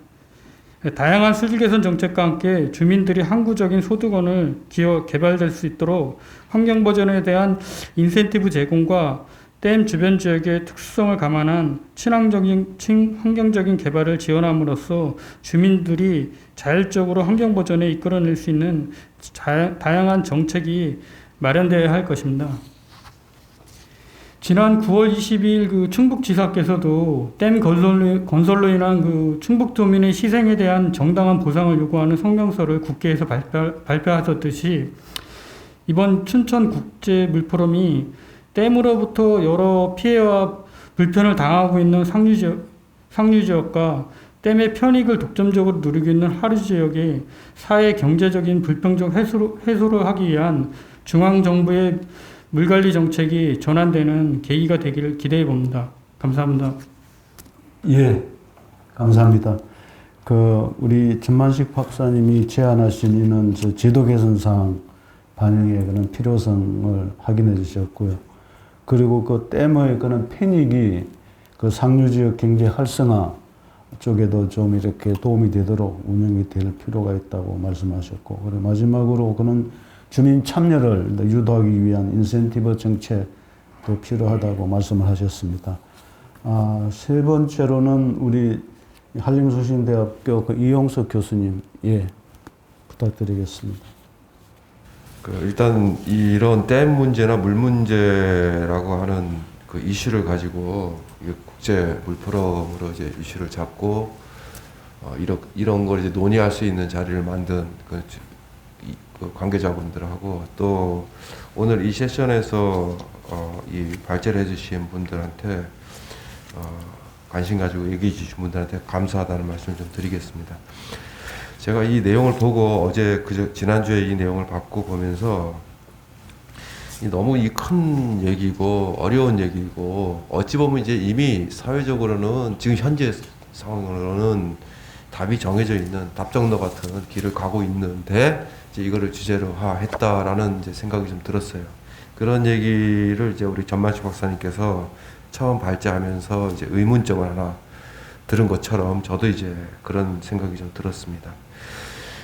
이런 이슈들이 이렇게 이제 주제화 돼가지고 우리가 논의할 수 있는 자리를 만들어졌다는 것만 해도 이제 감사한 일인데, 이제 우리가 이거를 풀려고 이제 애쓰는 이제 상황이고 또 그런 모습들이 오늘 보여져서 좀 이렇게 방향이 좀 잘 잡히면 해결 방안도 나오겠구나 하는 이제 기대감도 없지 않아 있었습니다. 그래서 내용이 아주 어려운 건데 이 주제를 1, 2, 3으로 이렇게 아마 발제자들이 어려웠을 것 같아요. 내가 어디까지 얘기를 해야 되고 선을 긋기가 되게 어려웠을 것 같아요. 그래서 이 내용은 뭐 제가 잘 들은 걸로 하고 제 개인적인 이제 느낌을 하나 또 생각을 좀 말씀을 드리는 걸로 정리를 하도록 하겠습니다. 일단 저는 이 댐이 없었으면 지금 이 물에 대한 것이 어떤 이슈로 우리에게 다가왔을까 하는 생각을 한번 해봤어요. 과연 상하류 간의 어떤 물 문제에 대한 그게 없었을까? 이런 생각을 한번 해봤습니다. 그리고 이런 물에 관한 어떤 이 문제가 댐이 생김으로 인해 가지고 왜 이게 이런 문제가 시작이 됐을까 하는 생각을 해봤습니다. 그리고 이 가치라고 하는 게 누구의 관점이냐? 오늘도 주제가 이제 가치 보전이라고 되어 있는데 누구를 위한 가치를 보전하는 거냐 하는 것을 누가 어떻게 인식하고 있을까? 저는 지역 주민들은 이거를 가치라고 생각하지 않고 족쇄라고 생각하고 인식하고 있을 것 같은 생각이 들어요. 근데 이게 왜 또 족쇄가 됐냐?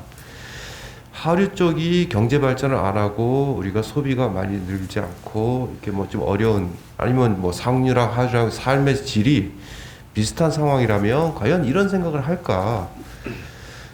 이거 어디서부터 시작된 건가 하는 그 시발점을 조금 생각하는 그런 이제 계기가 되었습니다. 그래서 이런 시발점의 원인을 우리가 잘 파악하면은 이 솔루션을 좀 풀지 않을까 하는 생각이 들었습니다. 그래서 지금까지 뭐 아까 마지막에도 나왔지만은 거버넌스라고 하는 체계를 통해 가지고 우리가 이런 원인이 됐던 부분들을 한번 잘 건드려 보자라고 했는데 문제는 제가 보기에는 거버넌스의 프레임이 없다라는 거예요. 지금 비전도 없고 방법도 없고 그냥 잘 얘기해서 합의 봐라라는 그런 거버넌스인 것 같아요. 네가 한번 주도해서 해보자. 탑다운. 내 아래쪽에서 한번 주도해서 올라와봐라. 바텀업. 이런 식의 거버넌스가 과연 이 가치라고 하는 인식하는 사람과 족쇄라고 하는 것을 인식하는 사람 간의 관계에 과연 이게 해결책이 될 수 있을까 하는 생각을 좀 하는 계기가 됐습니다. 그래서 앞으로 이 거버넌스의 접근 체계가 조금 달라져야 되지 않겠는가. 지금까지에 있는 이런 방식으로는 안 되겠다. 누가 주도하느냐? 주민이 주도한다. 누가 주도한다? 정부가 주도한다. 이런 방식은 안 어울리고 이미 나는 가치로 인식하는 사람이 접근하는 거고 너는 족쇄로 인식하는 사람이 접근하는 방식으로 이미 대립 상태에서 접근이 되기 때문에 이 문제의 답은 이렇게 해서는 안 되겠다라는 생각을 하나 한 게 오늘 제가 얻은 결론이라고 저는 생각을 합니다. 또 하나는 미래입니다. 미래도 과연 이렇게 갈까? 미래도 상류 지역이 이렇게 갈까? 하류 지역이 이렇게 갈까? 우리 인구나 소비가 과연 이런 형태로 갈까?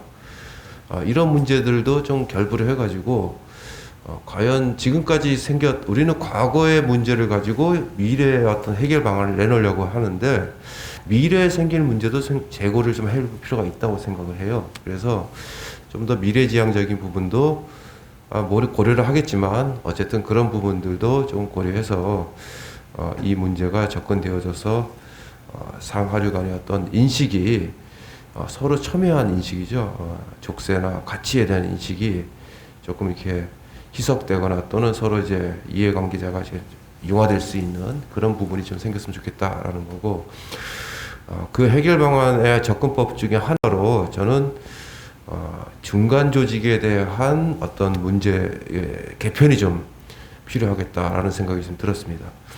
이게 이 전문적인 분야다 보니까 관리자가 필요했고 거기에 관리자로 역할을 했던 것이 수자원공사, 뭐 한국수력원자력, 뭐 발전소 이런 토목 뭐 이쪽이에요.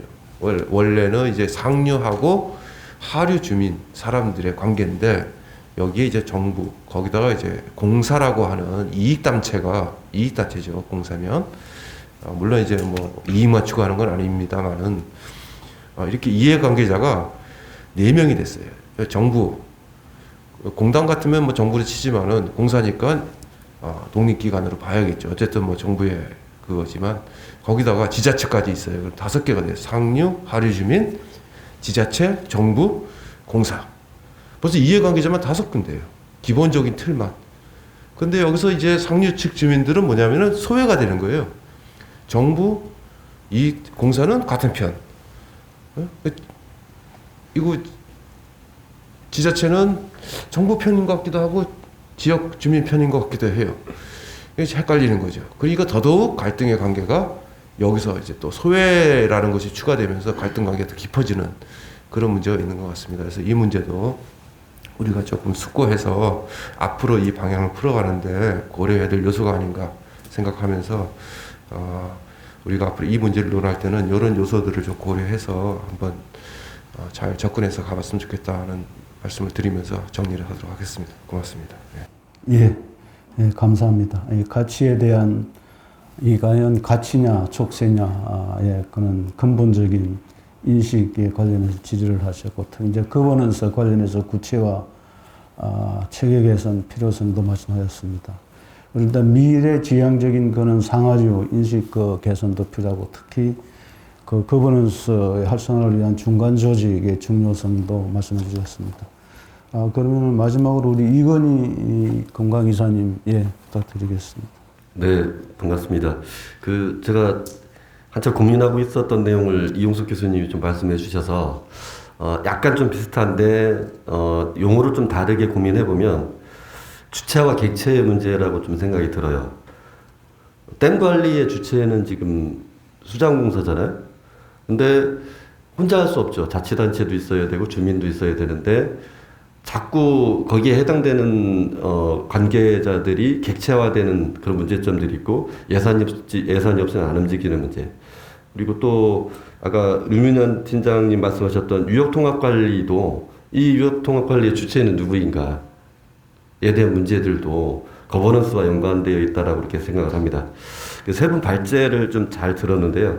전만식 박사님 말씀하신 내용 중에 아마 이제 고랭지에서는 밭에서 토양 유실이 좀 많이 되는 걸로 아마 소양강댐 이쪽에 제가 이제 거하고 있는 이제 대청댐 같은 경우는 주로 이제 토양 유실이 되는 부분들 다양한 곳에서 나오긴 하는데 아마 평야지대 같은 경우는 지금 시기 그러니까 이삭이 패서 이삭이 패는 시기에 비료를 듬뿍 주고 그 고농도의 논물을 빼면서의 그런 오염에 대한 문제가 있어서 이게 이제 토지 관리 또는 토지 이용과 관련된 문제에 있어서 지역별로 좀 차이가 있겠다. 그러니까 완충지대를 어떻게 설정하는 문제부터 또 어떤 형태로 주민들하고 협력할 건지에 대한 문제.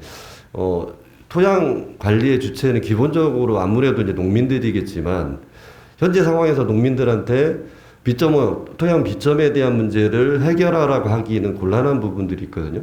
이 부분들을 어떤 형태로 협력해서 시범 사업도 만들고 진행할 것인가에 대한 그런 고민들이 좀 들고요.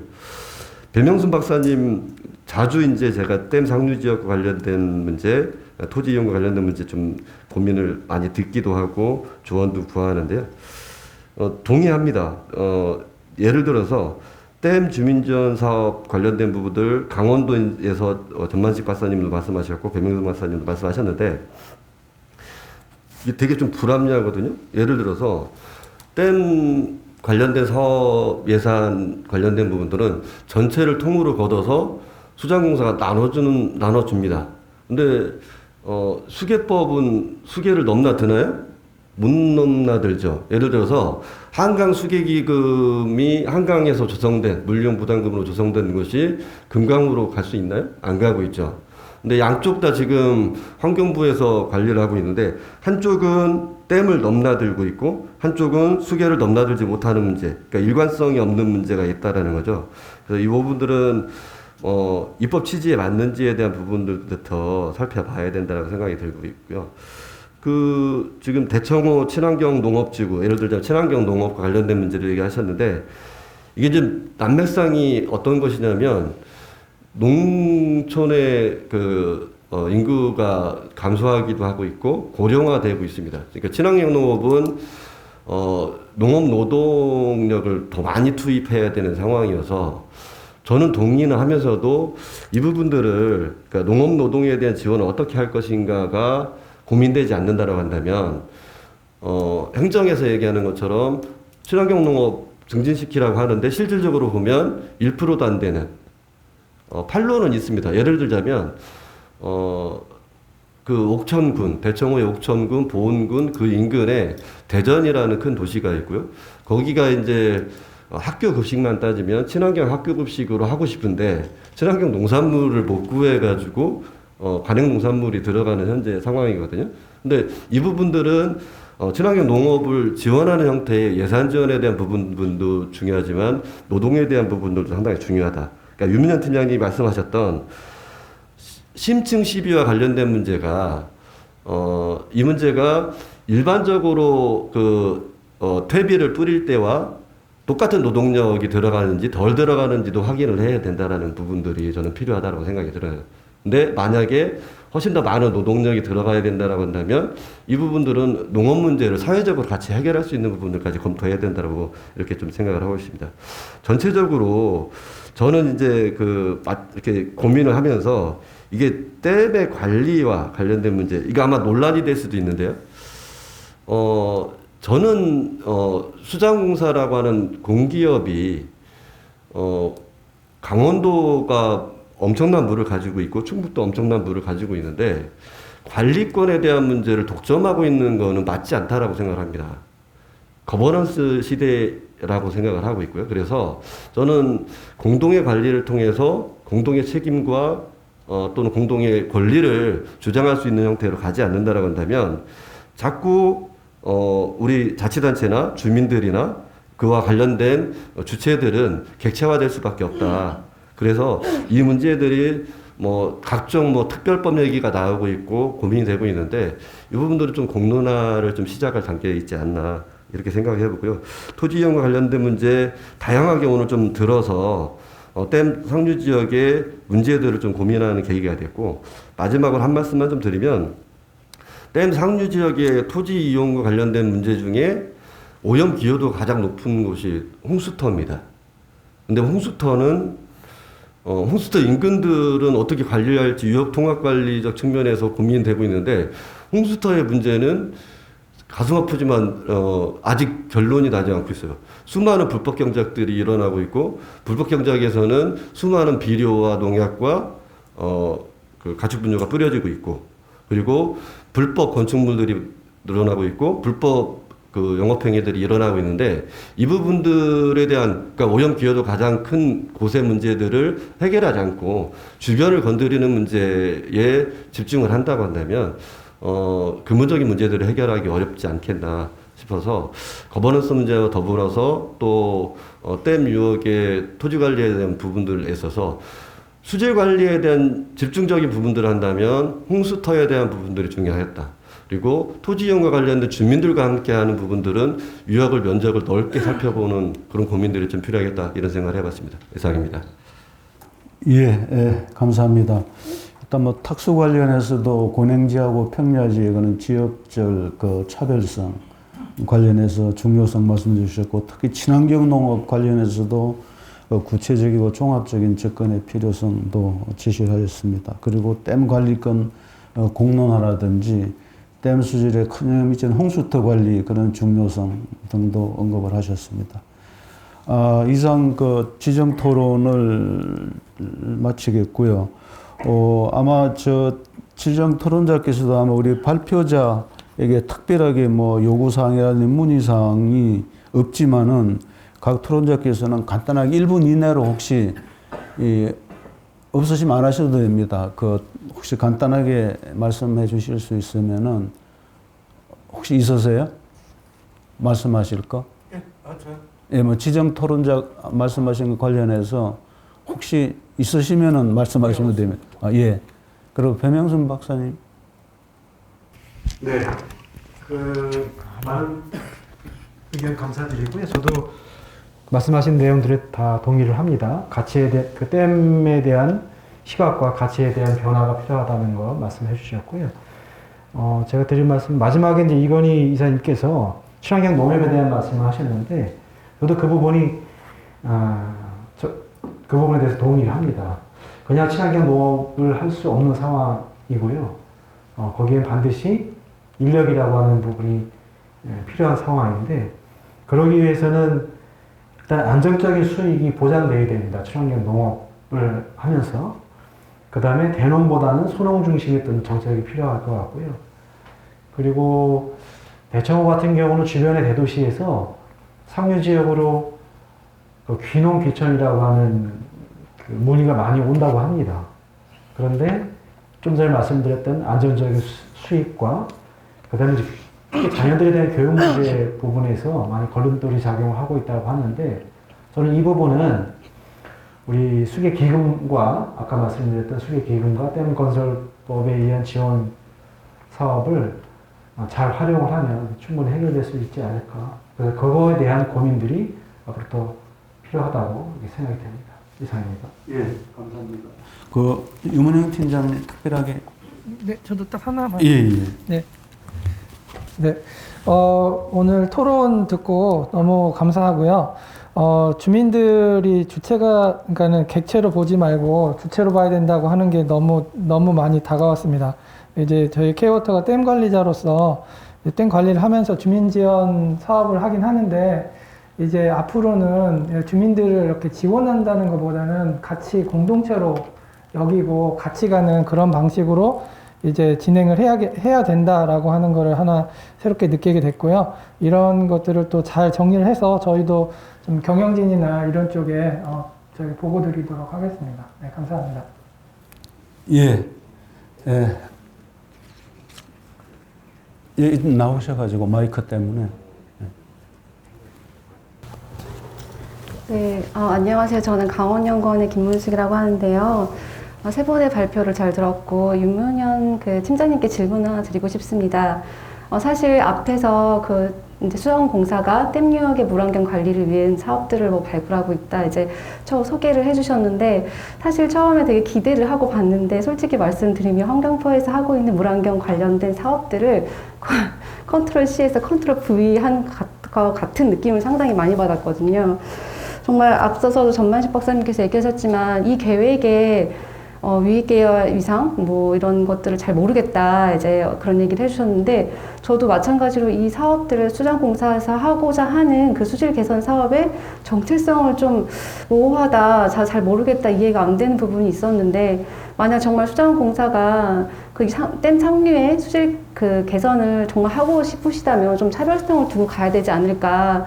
그래서 예를 들어서 환경부에서 이런 사업들을 하고 있는데 제도나 현장의 어떤 한계로 인해서 손이 닿지 않는 부분들이 있거든요. 그걸 오늘 두 분의 박사님께서 앞서서 말씀해 주셨다고 생각을 하고, 거기에 초점을 맞춰서 정말 그 외에 할 수 없는 것들을 찾아서 좀 사업을 좀 발굴해서 추진하는 것이 맞지 않을까, 오히려 그래야지만 조금 더 차당성이 있고 설득력이 있지 않을까 생각이 들고요. 그리고 또 한 가지는 제가 그 물환경 관리 계획들을 수립을 하면서 느낀 바는, 그 유역의 그 물환경 관련된 현안들을 저희가 다 발굴을 하고 그거에 맞는 대책들을 다 저희가 이제 제안을 하거든요. 근데 문제는 뭐냐면 이 개선 사업을 하는 주체가 되는 지자체가 이 사업을 하기 위한 재원이 없거든요. 그래서 저희가 정말 계획을 위한 계획만 수립하고 정말 좋은 대안이 있는데도 불구하고 그게 실현되지 않는 현황이 이제 현실이에요.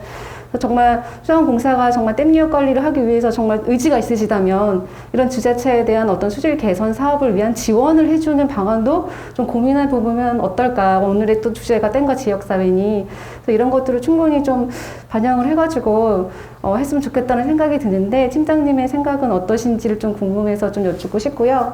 그리고 배명수 목사님께서 아까 이제 그 대청호에 생태지구 지정을 이렇게 제안을 하셨다고 하셨는데, 그냥 제안만 하고 끝난 건지 아니면 정말 이걸 추진을 하기 위한 어떤 과정이 있었는지, 또 그 과정이 있었다면 어떤 어려움들이 있었는지에 대해서 조금 궁금해서 여쭙고 싶습니다. 네, 이상입니다. 예. 네, 저기 질문 감사드리고요. 네, 질문 감사드립니다.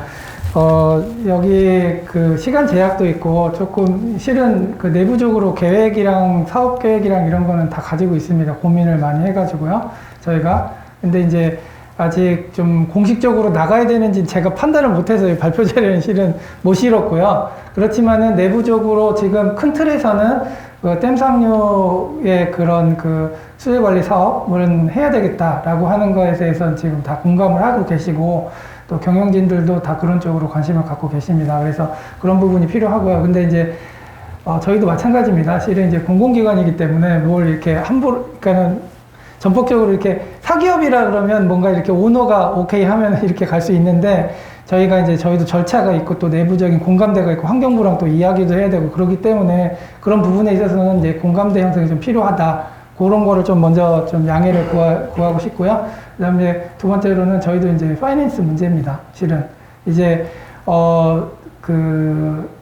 댐 환경 사업은 원샷으로 끝나는 사업이 아니기 때문에 댐처럼 한번 댐이 존재한다면 계속 가야 되는 사업이지 않습니까? 그러면 이제 이걸 지속 가능하게 어떻게 그 파이낸싱을 할 수 있을지, 그러니까는 저희가 뭐 지원을 한다 하더라도 어떻게 계속해서 지원을 할 수 있을지, 그런 부분까지도 지금 고민을 하고 있습니다. 그런 부분은 조금 더 많은 고민들이 좀 필요해서 아직은 그쪽은 좀 답을 찾아가고 있는 상황이다. 그 정도만 좀 말씀드리고 이해를 구합니다. 네, 감사합니다. 예, 우리 배명수 박사님은 좀 이따가 개인적으로 답변해 주시고요. 어쨌든 댐 상류 지역 그 가치라는 게 제가 보기에는 상하류 주민들이 전부 다 공감하고 느끼는 그런 가치로 아마 많이 전환이 되었고, 지금까지는 물론 공급 그 위주의 그런 댐 관리에서 앞으로는 아마 생태 서비스도 상당히 강조가 되고 있습니다. 이런 측면에서 그 댐 지역에 있는 가치는 상하류 주민이 공유하고 공감하는 이런 아마 가치로 전부 다 인식이 될 것 같습니다. 그래서 이번 세션에서는 댐 상류 지역, 특히 토지 관리를 통해서 아마 가치 보존을 하는 이런 쪽으로 중심으로 해서 좋은 발표가 있었고, 그리고 네 분 토론자님들께서 토론하신 내용들도 잘 정리를 해서 댐 관리에 반영이 되도록 이렇게 결과를 맺도록 하겠습니다. 그럼 시간상 이걸로 마치도록 하겠습니다. 예, 수고 많으셨습니다. 예.